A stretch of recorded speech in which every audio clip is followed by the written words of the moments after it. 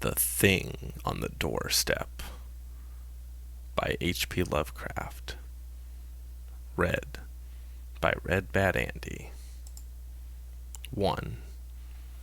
It is true that I have sent 6 bullets through the head of my best friend, and yet I hope to show by this statement that I am not his murderer.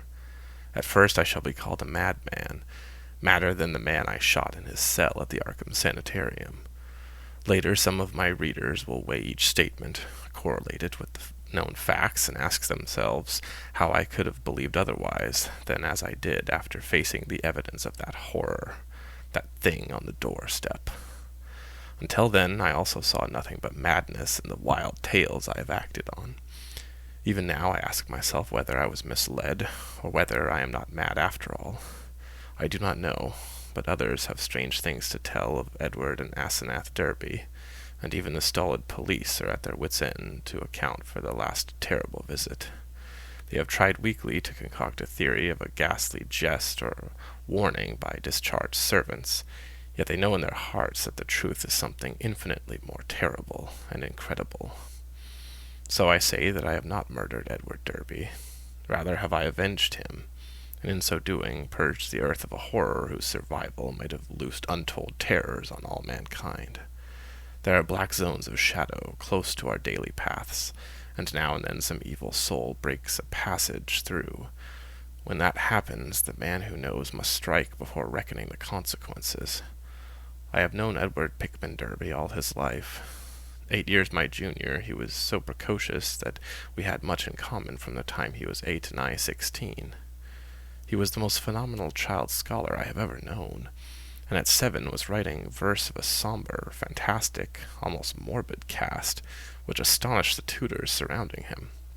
Perhaps his private education and coddled seclusion had something to do with his premature flowering. An only child, he had an organic weakness which startled his doting parents and caused them to keep him closely chained to their side.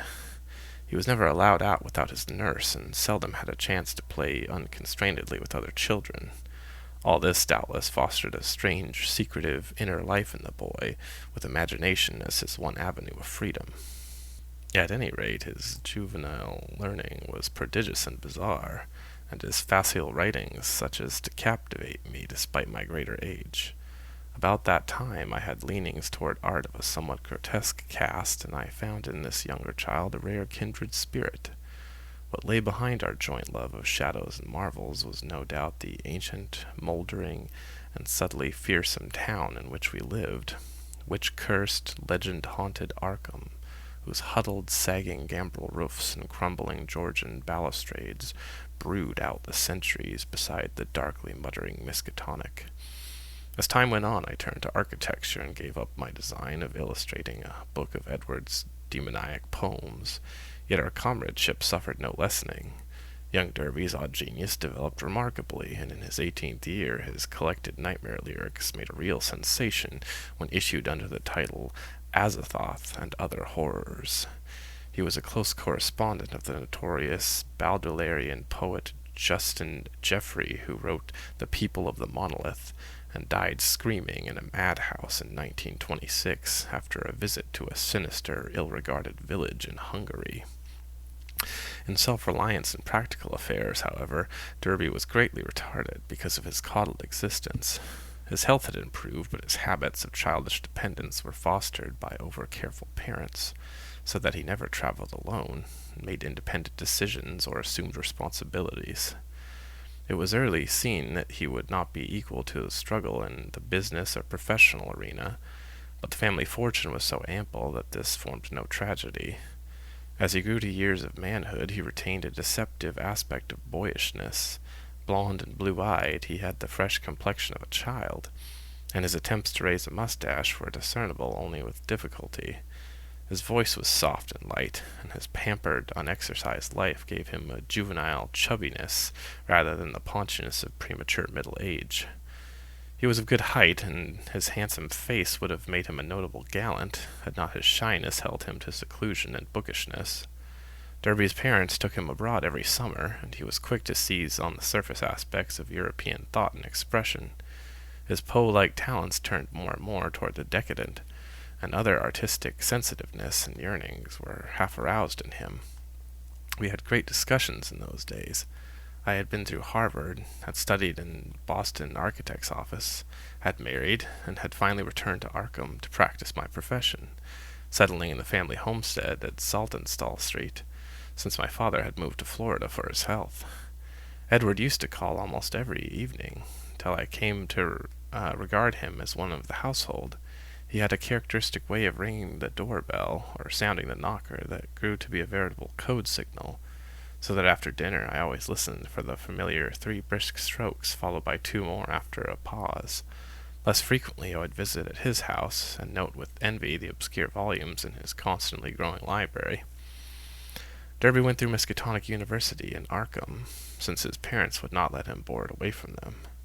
He entered at 16 and completed his course in 3 years, majoring in English and French literature and receiving high marks in everything but mathematics and the sciences.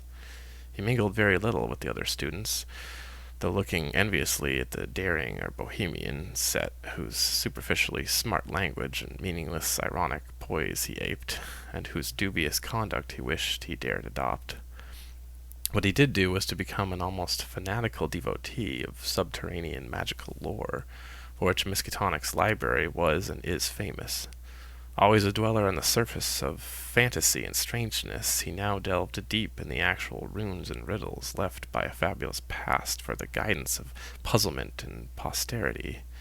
He read things like the frightful Book of Eibon, the Usham Blechslen Kultin of Jan Wunst, and the forbidden Necronomicon of the mad Arab Abdul al-Hazred, though he did not tell his parents he had seen them.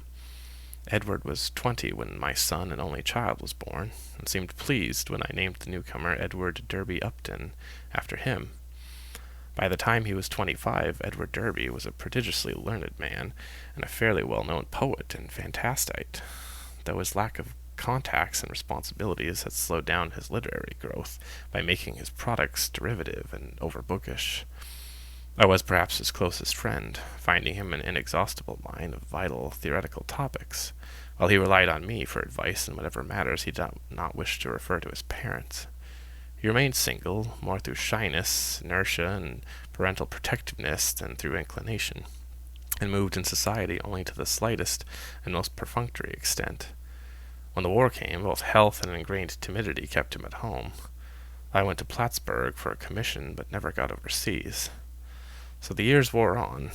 Edward's mother died when he was 34, and for months he was incapacitated by some odd psychological malady.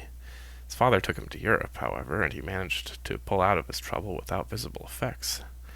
Afterward he seemed to feel a sort of grotesque exhilaration, as if a partial escape from some unseen bondage. He began to mingle in the more advanced college set despite his middle age, and was present at some extremely wild doings, on one occasion paying heavy blackmail, which he borrowed of me, to keep his presence at a certain affair from his father's notice. Some of the whispered rumors about the wild Miskatonic set were extremely singular. There was even talk of black magic, and of happenings utterly beyond credibility. 2. Edward was 38 when he met Asenath Waite. She was, I judge, about 23 at the time, and was taking a special course in medieval metaphysics at Miskatonic.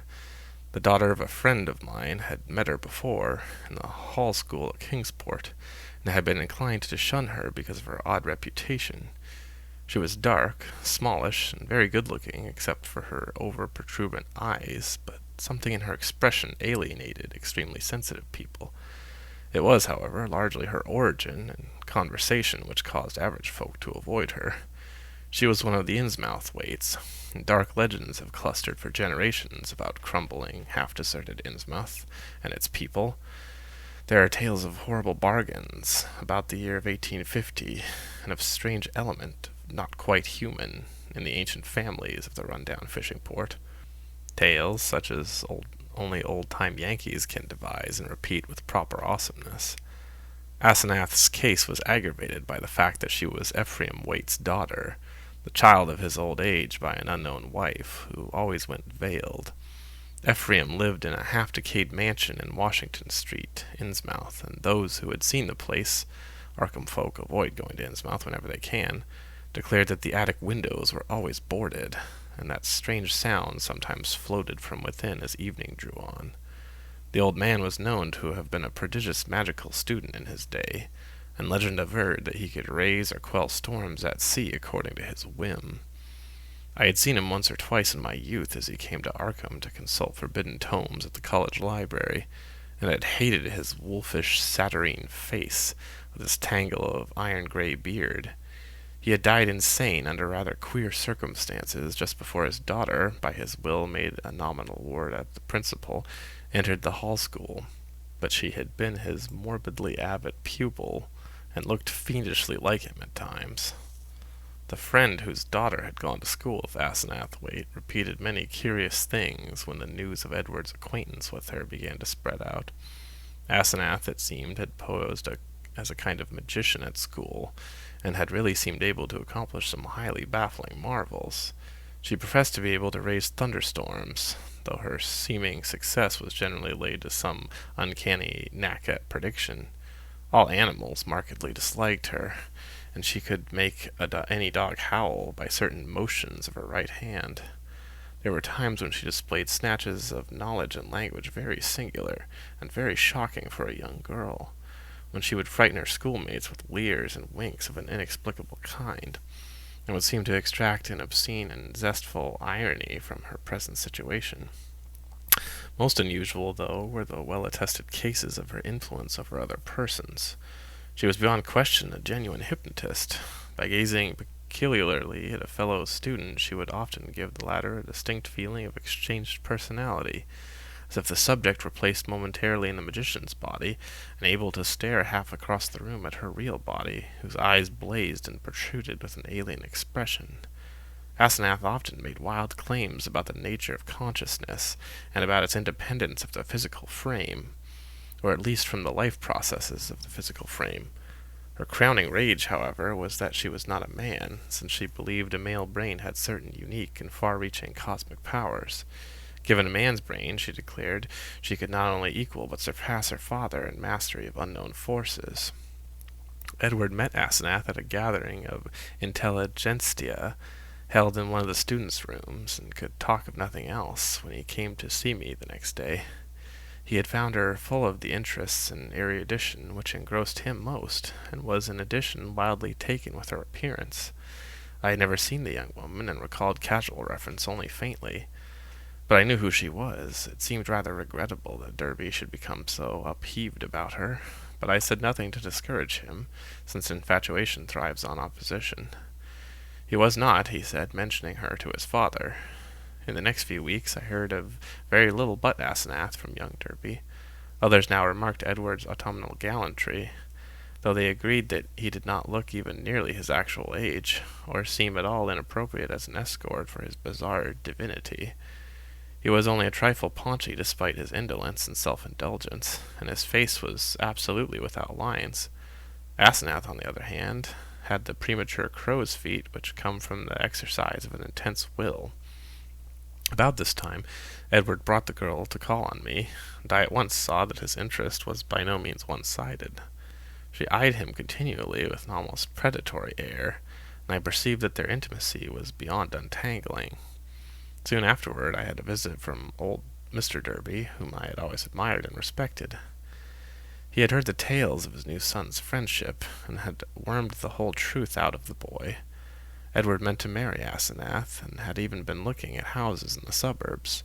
Knowing my usually great influence with his son, the father wondered if I could help to break the ill-advised affair off, but I regretfully expressed my doubts. This time it was not a question of Edward's weak will, but of the woman's strong will. The perennial child had transferred his dependence from the parental image to a new and stronger image, and nothing could be done about it. The wedding was performed a month later by a justice of the peace, according to the bride's request. Mr. Derby, at my advice, offered no opposition, and he, my wife, my son, and I attended the brief ceremony, the other guests being wild young people from the college. Asenath had bought the old Crowningshield place in the country at the end of High Street, and they proposed to settle there after a short trip to Innsmouth, whence 3 servants and some books and household goods were to be brought. was probably not so much consideration for Edward and his father as a personal wish to be near the college, its library, and its crowd of sophisticates that made Asenath settle in Arkham instead of returning permanently home. When Edward called on me after the honeymoon, I thought he looked slightly changed. Asenath had made him get rid of the undeveloped mustache, but there was more than that. He looked soberer and more thoughtful, his habitual pout of childish rebelliousness being exchanged for a look almost of genuine sadness. I was puzzled to decide whether I liked or disliked the change. Certainly he seemed for the moment more normally adult than ever before. Perhaps the marriage was a good thing. Might not the change of dependence form a start toward actual neutralization, leading ultimately to responsible independence? He came alone, for Asenath was very busy. She had brought a vast store of books and apparatus from Innsmouth. Derby shuddered as he spoke the name, and was finishing the restoration of the Crowning Shield house and grounds. Her home in that town was a rather disquieting place, but certain objects in it had taught him some surprising things. He was progressing fast in esoteric lore now that he had Asenath's guidance. Some of the experiments she proposed were very daring and radical.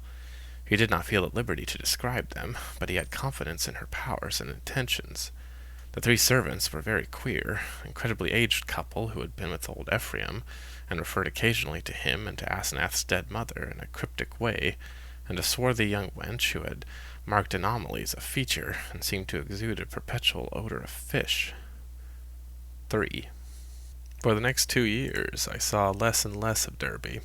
A fortnight would sometimes slip by without the familiar 3 and 2 strokes at the front door, and when he did call, or when, as happened with increasing infrequency, I called on him, he was very little disposed to converse on vital topics. He had become secretive about those occult studies which he used to describe and discuss so minutely, and preferred not to talk of his wife. She had aged tremendously since her marriage, so now, oddly enough, she seemed the elder of the 2. Her face held the most concentratedly determined expression I had ever seen, and her whole aspect seemed to gain a vague, unplaceable repulsiveness. My wife and son noticed it as much as I. We all ceased gradually calling on her, for which, Edward admitted, in one of his boyishly tactless moments, she was unmitigatedly grateful. Occasionally the Derbys would go on long trips, ostensibly to Europe, though Edward sometimes hinted at obscure destinations. It was after the first year that people began talking about the change in Edward Derby. It was very casual talk, for the change was purely psychological, but it brought up some interesting points. Now and then it seemed Edward was observed to wear an expression and to do things wholly incompatible with his usual flabby nature. For example, although in the old days he could not drive a car, he was now seen occasionally to dash into or out of the old Crowning Shield driveway with Asenath's powerful Packard, handling it like a master, and meeting traffic entanglements with a skill and determination utterly alien to his accustomed nature. In such cases he seemed always to be just back from some trip, or just starting on one. What sort of trip no one could guess, although he mostly favored the Innsmouth road. Oddly, the metamorphosis did not seem altogether pleasing. People said he looked too much like his wife, or like old Ephraim Waite himself in these moments, or perhaps these moments seemed unnatural because they were so rare. Sometimes hours after starting out in this way, he would return listlessly, sprawled on the rear seat of the car while an obviously hired chauffeur or mechanic drove.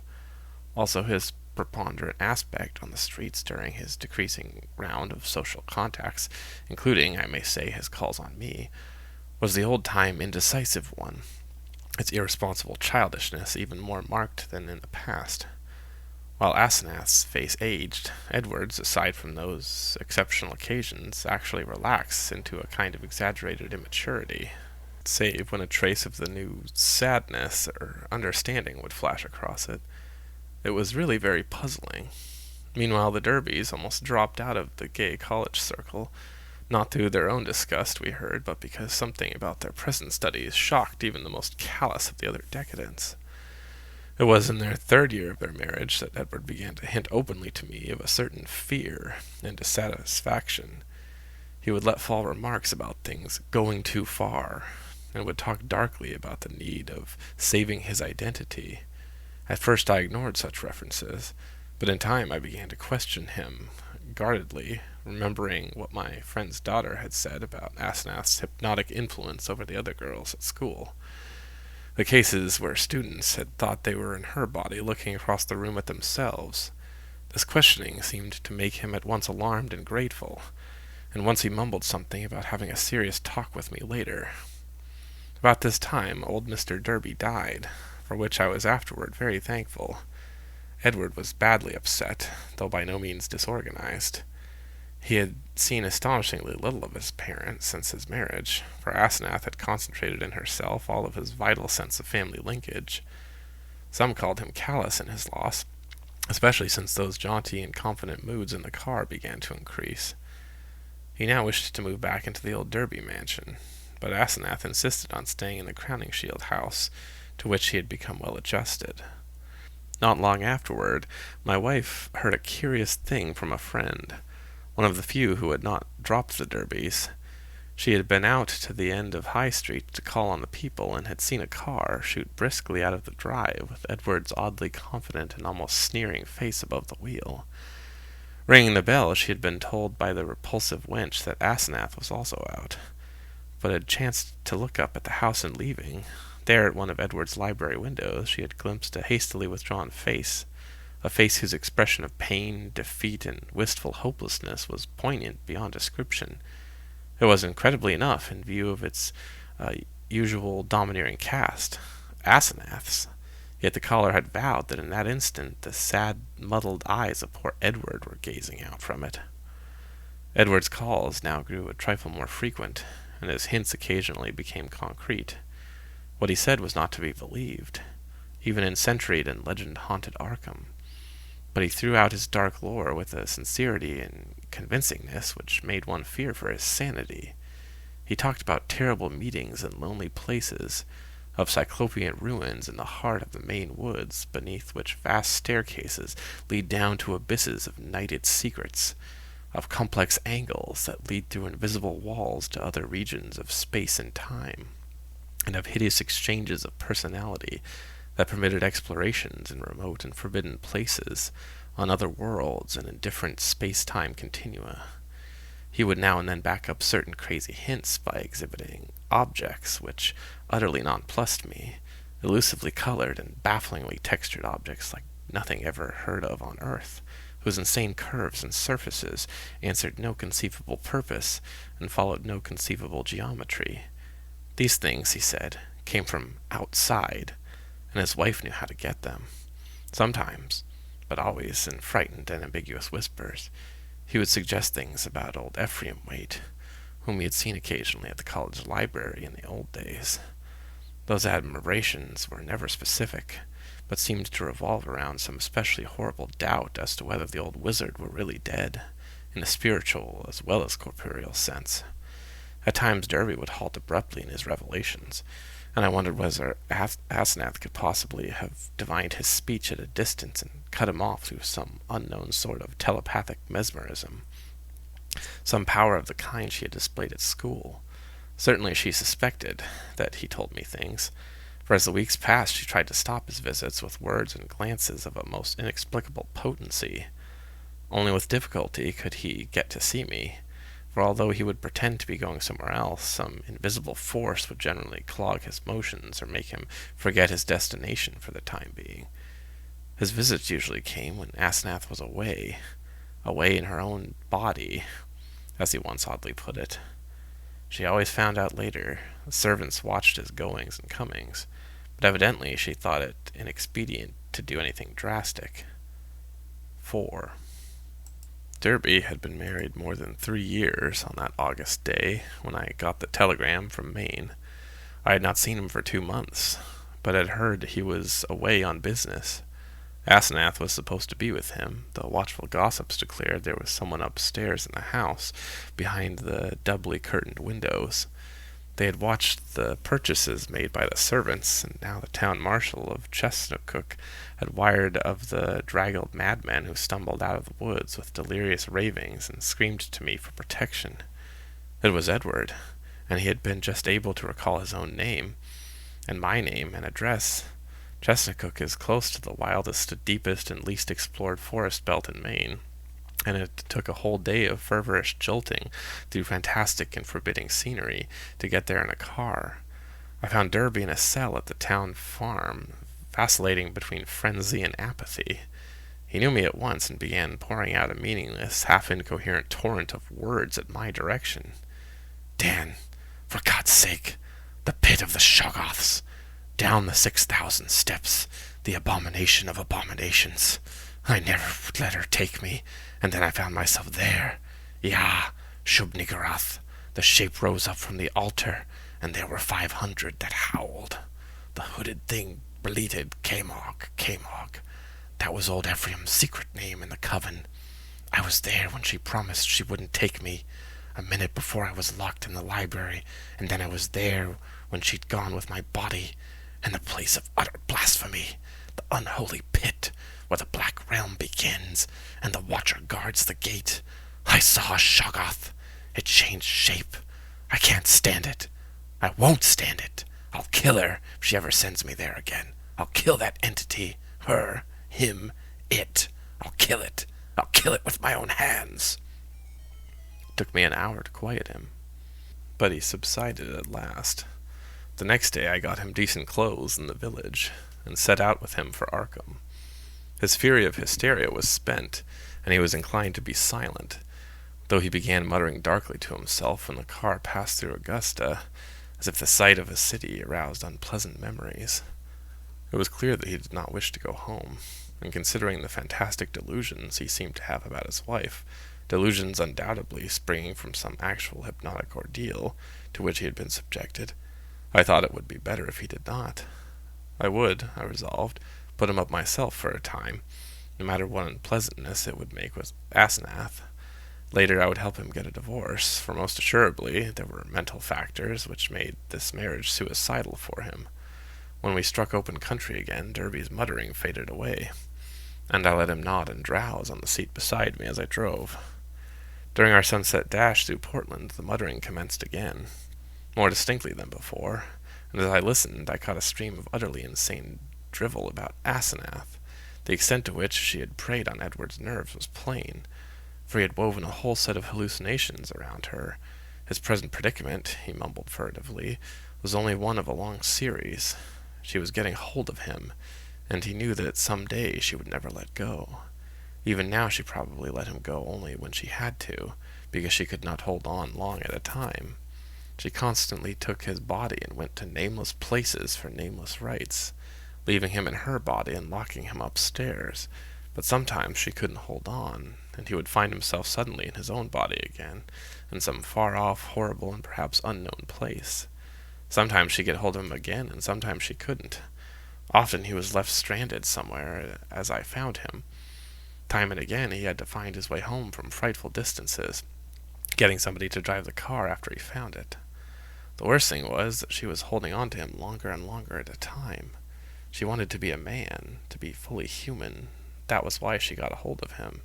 She had sensed the mixture of fine, wrought brain and weak will in him. Some day she would crowd him out and disappear with his body, disappear to become a great magician like her father, and leave him marooned in that female shell that wasn't even quite human. Yes, he knew about the old Innsmouth blood now. There had been traffic with things from the sea. It was horrible.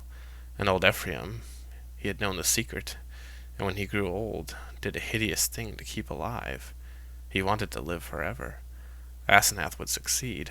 One successful demonstration had taken place already. As Derby muttered on, I turned to look at him closely, verifying the impression of change which was earlier scrutiny had given me. Paradoxically, he seemed in better shape than usual, harder, more normally developed, and without the trace of sickly flabbiness caused by his indolent habits. It was as if he had been really active and properly exercised for the first time in his coddled life, and I judged that Asenath's force must have pushed him into unwonted channels of motion and alertness. But just now his mind was in a pitiable state, for he was mumbling wild extravagances about his wife, about black magic, about old Ephraim, and about some revelation which would convince me. He repeated names which I recognized from bygone browsings in forbidden volumes, and at times made me shudder with a certain thread of mythological consistency, of convincing coherence which ran through his maundering. Again and again he would pause, as if to gather courage for some final and terrible disclosure. Dan, don't you remember him? The wild eyes and the unkempt beard that never turned white. He glared at me once, and I never forgot it. Now she glares that way, and I know why. He found it in the Necronomicon, the formula. I don't dare tell you the page yet, but when I do, you can read and understand. Then you will know what has engulfed me.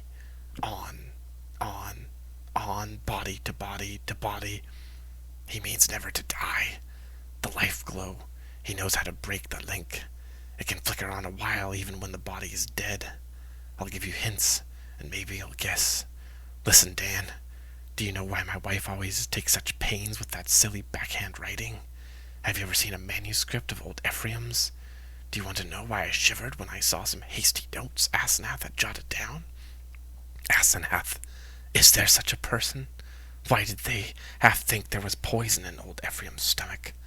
Why did the Gilmans whisper about the way he shrieked like a frightened child when he went mad, and Asenath locked him up in the padded attic room where the other had been?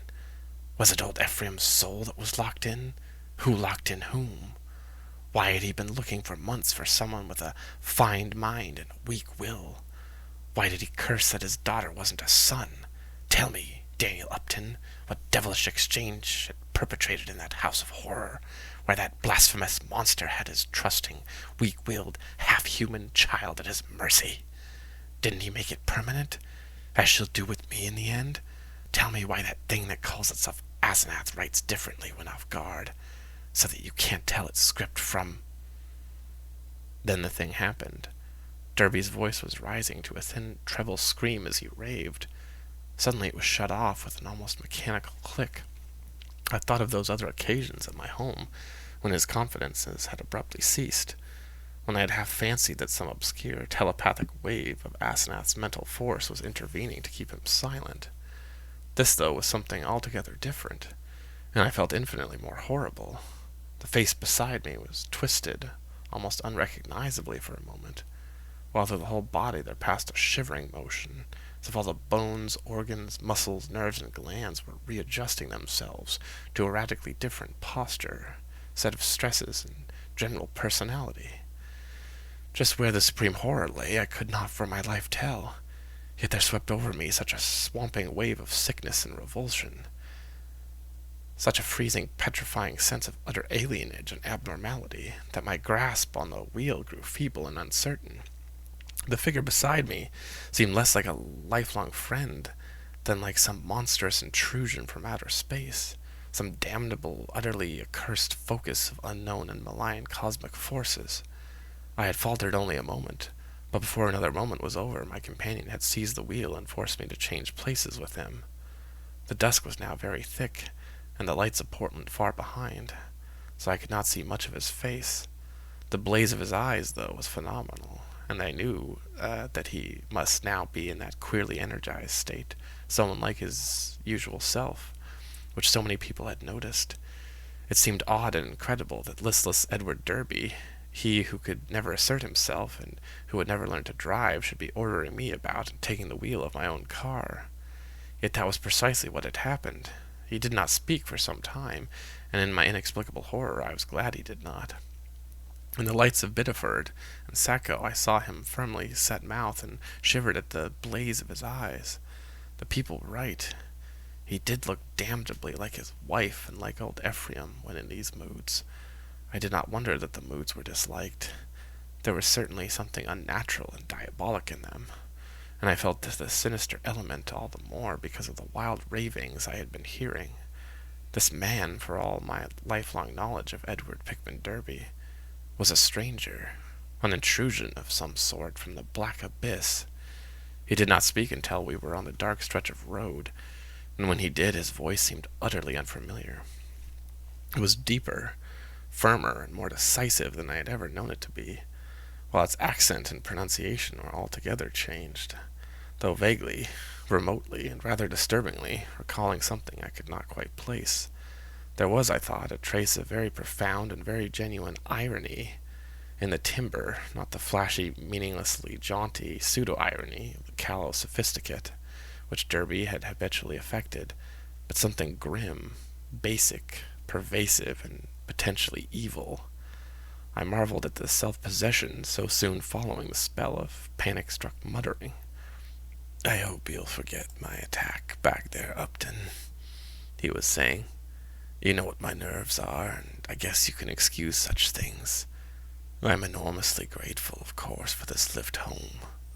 And you must forget, too, any crazy things I may have been saying about my wife, and about things in general. That's what comes from overstudy in a field like mine. My philosophy is full of bizarre concepts, and when the mind gets worn out, it cooks up all sorts of imaginary, concrete applications. I shall take a rest from you now. You probably won't see me for some time, and you needn't blame Asenath for it. This trip was a bit queer, but it's really very simple. There are certain Indian relics in the North Woods, standing stones and all that, which mean a good deal in folklore, and Asenath and I are following that stuff up. It was a hard search, so I seem to have gone off my head. I must send somebody for the car when I get home. A month's relaxation will put me back on my feet." I do not recall just what my own part in the conversation was, for the baffling alienage of my seatmate filled all my consciousness. With every moment my feeling of elusive cosmic horror increased, till at length I was in a virtual delirium of longing for the end of the drive. Derby did not offer to relinquish the wheel, and I was glad of the speed for which Portsmouth and Newburyport flashed by. At the junction where the main highway runs inland and avoids Innsmouth, I was half afraid my driver would take the bleak shore road that goes through the damnable place. He did not, however, but darted rapidly past Raleigh and Ipswich toward our destination. We reached Arkham before midnight and found the light still on at the old Crowningshield house. Derby left the car with a hasty repetition of his thanks, and I drove home alone with a curious feeling of relief. It had been a terrible drive, all the more terrible because I could not quite tell why, and I did not regret Derby's forecast of a long absence from my company. 5. The next 2 months were full of rumors. People spoke of seeing Derby more and more in his new energized state, and Asenath was scarcely ever in to her few callers. I had only one visit from Edward when he had called briefly in Asenath's car, dully reclaimed from wherever he had left it in Maine, to get some books he had lent me. He was in his new state, and paused only long enough for some evasively polite remarks. It was plain that he had nothing to discuss with me when in this condition, and I noticed that he did not even trouble to give the old 3 and 2 signal when ringing the doorbell. As on that evening in that car, I felt a faint, infinitely deep horror which I could not explain, so that his swift departure was a prodigious relief. In mid-September, Derby was away for a week, and some of the decadent college set talked knowingly of the matter, hinting at a meeting with the notorious cult leader, lately expelled from England, who had established headquarters in New York. For my part, I could not get that strange ride from Maine out of my head. The transformation I had witnessed had affected me profoundly, and I caught myself again and again trying to account for the thing, and for the extreme horror it had inspired in me. But the oddest rumors were those about the sobbing in the old Crowningshield house. The voice seemed to be a woman's, and some of the younger people thought it sounded like Asenath's. It was heard only at rare intervals, and would sometimes be choked off as if by force. There was talk of an investigation, but this was dispelled one day when Asenath appeared in the streets and chatted in a sprightly way with a large number of acquaintances, apologizing for her recent absences and speaking incidentally about the nervous breakdown and hysteria of a guest from Boston. The guest was never seen, but Asenath's appearance left nothing to be said. And then someone complicated matters by whispering that the sobs had once or twice been in a man's voice. One evening in mid-October, I heard the familiar 3 and 2 ring at the front door. Answering it myself, I found Edward on the steps, and saw in a moment that his personality was the old one, which I had not encountered since the day of his ravings on the terrible ride from Chesuncook. His face was twitching with a mixture of odd emotions, in which fear and triumph seemed to share dominion, and he looked furtively over his shoulders as I closed the door behind him. Following me clumsily to the study, he asked for some whiskey to steady his nerves. I forbore to question him, but waited till he felt like beginning whatever he wanted to say. At length he ventured some information in a choking voice. "Asenath has gone, Dan. We had a long talk last night while the servants were out, and I made her promise to stop preying on me. Of course I had certain occult defenses I never told you about. She had to give in, but got frightfully angry. Just packed up and started for New York. Walked right out to catch the 8:20 into Boston. I suppose people will talk, but I can't help that. You needn't mention that there was any trouble. Just say she's gone on a long research trip. She's probably going to stay with one of her horrible groups of devotees. I hope she'll go west and get a divorce. Anyhow, I've made her promise to keep away and let me alone. It was horrible, Dan. She was stealing my body, crowding me out, making a prisoner of me. I laid low and pretended to let her do it, but I had to be on watch. I could plan if I was careful, for she can't read my mind, literally or in any detail. All she could read of my planning was a sort of general mood of rebellion, and she always thought I was helpless, never thought I could get the best of her, but I had a spell or two that worked." Derby looked over his shoulder and took some more whiskey. "I paid off those damned servants this morning when they got back. They were ugly about it and asked questions, but they went. They're her kind, Innsmouth people, and were hand in glove with her. I hope they'll let me alone. I didn't like the way they laughed when they walked away. I must get as many of Dad's old servants again as I can. I'll move back home now. I suppose you think I'm crazy, Dan, but Arkham history ought to hint at things that back up what I've told you, and what I'm going to tell you. You've seen one of the changes, too, in your car after I told you about Asenath that day coming home from Maine. That was when she got me, drove me out of my body. The last thing of the ride I remember was when I was all worked up trying to tell you what that she-devil is. Then she got me, and in a flash I was back at the house, in the library where those damned servants had me locked up, in that cursed fiend's body that isn't even human. You know it was she you must have ridden home with, that preying wolf in my body. You ought to have known the difference." I shuddered as Derby paused. Surely I had known the difference. Yet could I accept an explanation as insane as this? But my distracted caller was growing even wilder. "I had to save myself. I had to, Dan. She'd have got me for good at Hallowmass. They hold a Sabbath up there beyond Chestercook, and a sacrifice would have clinched things. She'd have got to me for good. She'd have been I, and I'd have been she. Forever. Too late. My body'd have been hers for good. She'd have been a man and fully human, just as she wanted to be. I suppose she'd have put me out of the way, killed her own ex-body with me in it, damn her, just as she did before, just as he or it did before." Edward's face was now atrociously distorted, and he bent in uncomfortably close to mine as his voice fell to a whisper.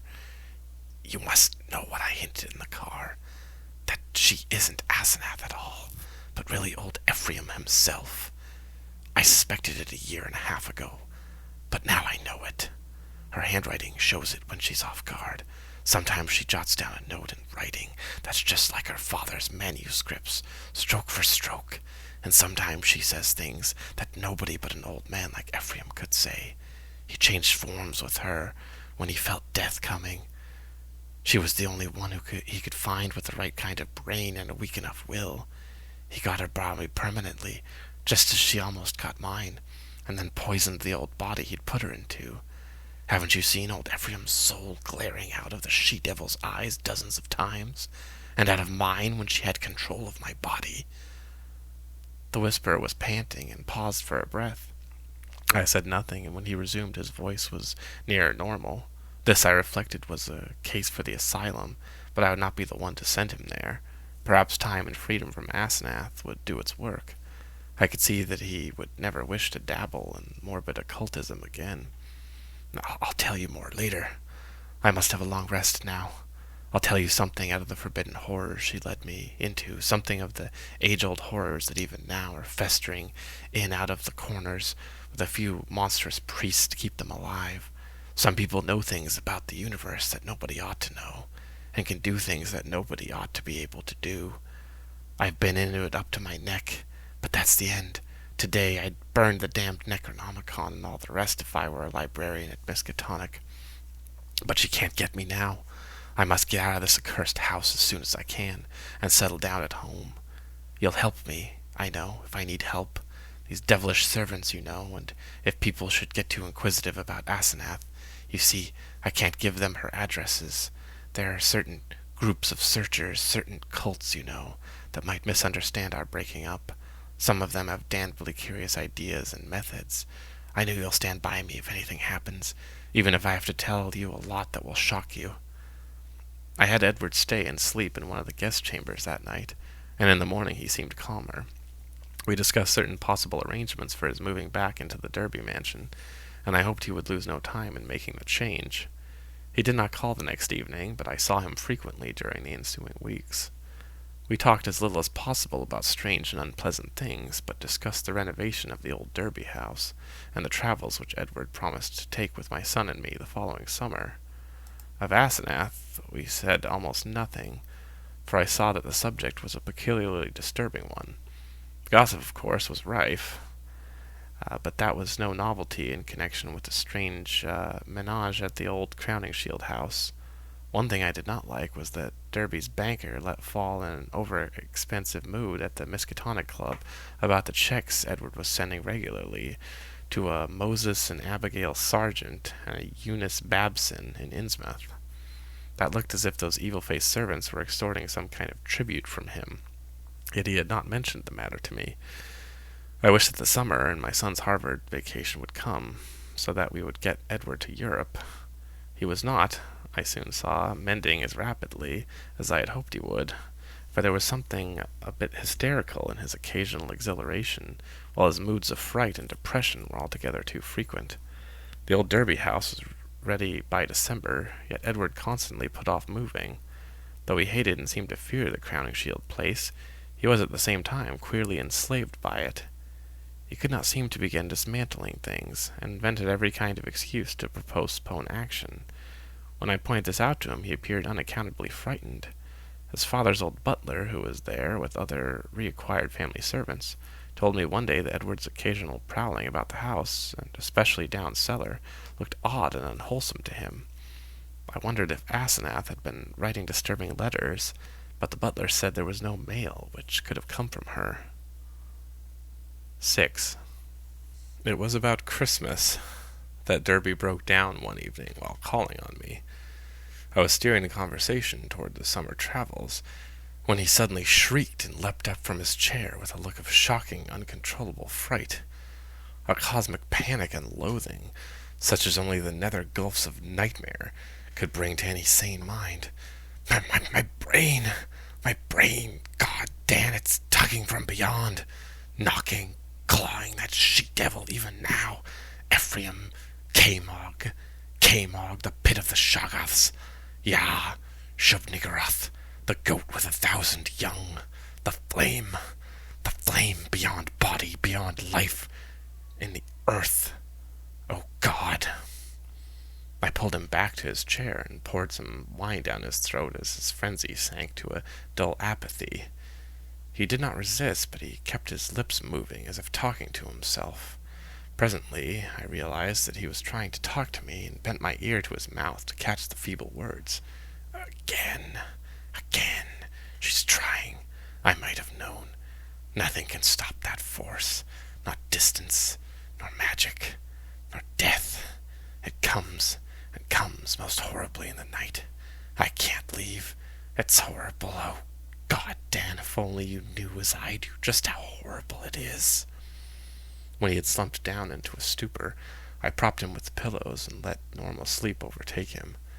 I did not call a doctor, for I knew what he would be said of his sanity, and wished to give nature a chance, if I possibly could. He waked at midnight, and I put him to bed upstairs, but he was gone by morning. He had let himself quietly out of the house, and his butler, when called on the wire, said he was at home pacing relentlessly about the library. Edward went to pieces rapidly after that. He did not call again, but I went daily to see him. He would always be sitting in his library, staring at nothing, and having an air of abnormal listening. Sometimes he talked rationally, but always on trivial topics. Any mention of his troubles, or future plans, or Asenath would send him into a frenzy. His butler said he had frightful seizures at night, during which he might eventually do himself harm. I had a long talk with his doctor, banker and lawyer, and finally took the physician with 2 specialist colleagues to visit him. The spasms that resulted from the first questions were violent and pitiable, and that evening a closed car took his poor struggling body to the Arkham Sanitarium. I was made his guardian and called on him twice weekly, almost weeping to hear his wild shrieks, awesome whispers, and dreadful droning repetitions of phrases such as, "I had to do it. I had to do it. It'll get me. It'll get me down here, down there in the dark. Mother, Mother, Dan, save me, save me." How much hope of recovery there was, no one could say, but I tried my best to be optimistic. Edward must have a home if he emerged, so I transferred his servants to the Derby mansion, which would surely be his sane choice. What to do about the Crowningshield place with its complex arrangements and collections of utterly inexplicable objects I could not decide, so left it momentarily untouched, telling the Derby housemaid to go over and dust the chief rooms once a week, and ordering the furnace man to have a fire on those days. The final nightmare came before Candlemas, heralded in cruel irony by a false gleam of hope. One morning, late in January, the sanitarium telephoned to report that Edward's reason had suddenly come back. His continuous memory, they said, was badly impaired, but sanity itself was certain. Of course he must remain some time for observation, but there could be little doubt of the outcome. All going well, he would surely be free in a week. I hastened over in a flood of delight, but stood bewildered when a nurse took me to Edward's room. The patient rose to greet me, extending his hand with a polite smile, but I saw in an instant that he bore the strangely energized personality which had seemed so foreign to his own nature, the competent personality I had so vaguely horrible, and which Edward himself had once vowed was the intruding soul of his wife. There was the same blazing vision, so like Asenath's and old Ephraim's, and at the same firm mouth when he spoke I could sense the same grim, pervasive irony in his voice, the deep irony so redolent of potential evil. This was the person who had driven my car the night 5 months before, the person I had not seen since the brief call when he had forgotten the old-time doorbell signal and stirred such nebulous fears in me. And now he filled me with the same dim feeling of blasphemous alienage and ineffable cosmic hideousness. He spoke affably of arrangements for release, and there was nothing for me to do but assent despite some remarkable gaps in his recent memory. Yet I felt that something was terribly and inexplicably wrong and abnormal. There were horrors in this thing that I could not reach. This was a sane person, but was it indeed Edward Derby I had known? If not, who or what was it? And where was Edward? Ought it to be free or confined? Or ought it to be extirpated from the face of the earth? There was a hint of the abysmally sardonic in everything the creature said. The Asenath-like eyes lent a special and baffling mockery to certain words about the early liberty earned by an especially close confinement. I must have behaved very awkwardly and was glad to beat a retreat. All that day and the next I racked my brain over the problem. What had happened? What sort of mind looked out through those alien eyes in Edward's face? I could think of nothing but this dimly terrible enigma, and gave up all efforts to perform my usual work. The second morning the hospital called up to say that the recovered patient was unchanged, and by evening I was close to a nervous collapse, a state I admit, though others will vow it colored my subsequent vision. I have nothing to say on this point except that no madness of mine could account for all the evidence. 7. It was in the night, after that second evening, that stark, utter horror burst over me, and weighted my spirit with a black, clutching panic from which it can never shake free. It began with a telephone call just before midnight. I was the only one up, and sleepily took down the receiver in the library. No one seemed to be on the wire, and I was about to hang up and go to bed, when my ear caught a very faint suspicion of sound at the other end. Was someone trying under great difficulties to talk? As I listened, I thought I heard a sort of half-liquid bubbling noise, like a glub, glub, glub, which had an odd suggestion of inarticulate and unintelligible word and syllable divisions. I called, Who is it? But the only answer was glub, glub, glub, glub. I could only assume that the noise was mechanical, but fancying that it might be a case of a broken instrument, able to receive but not send, I added, "I can't hear you. Better hang up and try information." Immediately I heard the receiver go on the hook at the other end. This, I say, was just before midnight. When that call was traced afterward, it was found to come from the old Crowningshield house, though it was fully half a week from the housemaid's day to be there. I shall only hint what was found at that house: the upheaval in a remote cellar storeroom, the tracks, the dirt, the hastily rifled wardrobe, the baffling marks on the telephone, the clumsy used stationery, and the detestable stench lingering over everything. The police, poor fools, have their smug little theories, and are still searching for those sinister discharged servants who have dropped out of sight amidst the present furor. They speak of a ghoulish revenge for things that were done, and say I was included because I was Edward's best friend and adviser. Idiots! Do they fancy these brutish clowns could have forged that handwriting? Do they fancy that they could have brought what later came? Are they blind to the changes in that body that was Edward's? As for me, I now believe all that Edward Derby ever told me. There are horrors beyond life's edge that we do not suspect, and once in a while man's evil prying calls them just within our range. Ephraim, Asenath, that devil called them in, and they engulfed Edward as they were engulfing me. Can I be sure that I am safe? Those powers survived the life of the physical form. The next day, in the afternoon, when I pulled out of my prostration and was able to walk and talk coherently, I went to the madhouse and shot him dead, for Edward's and for the world's sake. But can I be sure till he is cremated? They are keeping the body for some silly autopsies by different doctors. But I say he must be cremated. He must be cremated, he who was not Edward Derby when I shot him. I shall go mad if he is not, for I may be the next. But my will is not weak, and I shall not let it be undermined by the terrors I know are seething around it. One life, Ephraim, Asenath, and Edward. Who now? I will not be driven out of my body. I will not change souls with that bullet-ridden lich in the madhouse. But let me try to tell coherently of that final horror. I will not speak of what the police persistently ignored, the tales of that dwarfed, grotesque, malodorous thing met by at least 3 wayfarers in High Street just before 2 o'clock, and the nature of the single footprints in certain places. I will say only that just about 2 the doorbell and knocker waked me. Doorbell and knocker both, plied alternately and uncertainly, in a kind of weak desperation, and each trying to keep Edward's old signal of 3 and 2 strokes. Roused from sound sleep, my mind leaped into a turmoil. Derby at the door, and remembering the old code. The new personality had not remembered it. Was Edward suddenly back in his rightful state? Why was he here in such evident stress and haste? Had he been released ahead of time, or had he escaped? Perhaps, I thought as I flung on a robe and bounded downstairs, his return to his own self had brought raving and violence, revoking his discharge and driving him to a desperate dash for freedom. Whatever had happened, he was good old Edward again, and I would help him. When I opened the door into the elm-arched blackness, a gust of insufferably fetid wind almost flung me prostrate. I choked in nausea, and for a second scarcely saw the dwarfed, humped figure on the steps. The summons had been Edward's, but who was this foul, stunted parody? Where had Edward had time to go? His ring had sounded only a second before the door opened. The caller had on one of Edward's overcoats, its bottom almost touching the ground, and its sleeves rolled back, yet still covering the hands.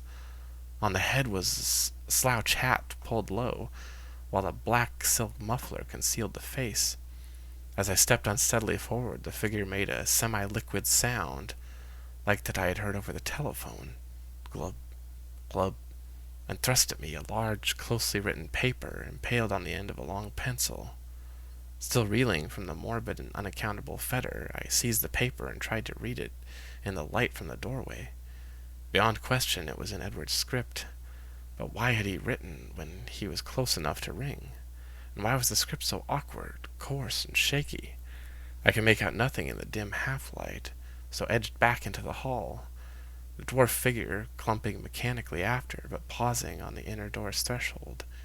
The odor of this singular messenger was really appalling, and I hoped, none in vain, thank God, that my wife would not wake and confront it. Then as I read the paper, I felt my knees give under me, and my vision go black. I was lying on the floor when I came to, that accursed sheet still clutched in my fear-rigid hand. This is what it said. Dan, go to the sanitarium and kill it. Exterminate it. It isn't Edward Derby anymore. She's got me. It's Asenath, and she has been dead 3 months and a half. I lied when I said she had gone away. I killed her. I had to. It was sudden, but we were alone and I was in my right body. I saw a candlestick and smashed her head in. She would have got me for good at Hallowmass. I buried her in the farther cellar storeroom under some old boxes and cleaned up all the traces. The servants suspected next morning, but they have such secrets that they dare not tell the police. I sent them off, but God knows what they and others of the cult will do. I thought for a while I was all right, and then I felt the tugging at my brain. I knew what it was. I ought to have remembered. A soul like hers or Ephraim's is half detached and keeps right on after death as long as the body lasts. She was getting me, making me change bodies with her, seizing my body and putting me in that corpse of hers buried in the cellar. I knew what was coming. That's why I snapped and had to go to the asylum. Then it came. I found myself choked in the dark, and Asenath's rotting carcass down there in the cellar under the boxes where I put it. And I knew she must be in my body at the sanitarium, permanently, for it was after Hallowmass, and the sacrifice would work even without her being there. Sane and ready for release as a menace to the world, I was desperate, and in spite of everything, I clawed my way out. I'm too far gone to talk. I couldn't manage to telephone, but I can still write. I'll get fixed up somehow and bring you this last word and warning. Kill that fiend if you have value the peace and comfort of the world. See that it's cremated. If you don't, it will live on and on, body to body forever. And I can't tell you what it will do. Keep clear of black magic, Dan. It's the devil's business. Goodbye. You've been a great friend. Tell the police whatever they'll believe. And I'm damnably sorry to drag all this on you. I'll be at peace before long. This thing won't hold together much more. Hope you can read this and kill that thing. Kill it. Yours, Ed. It was only afterward that I read the last half of this paper, for I had fainted at the end of the 3rd paragraph. I fainted again when I saw and smelled what cluttered up the threshold where the warm air had struck it. The messenger would not move or have consciousness any more. The butler, tougher fiber than I, did not faint at what met him in the hall in the morning. Instead, he telephoned the police. When they came, I had been taken upstairs to bed, but the other mass lay where it had collapsed in the night. The men put handkerchiefs to their noses.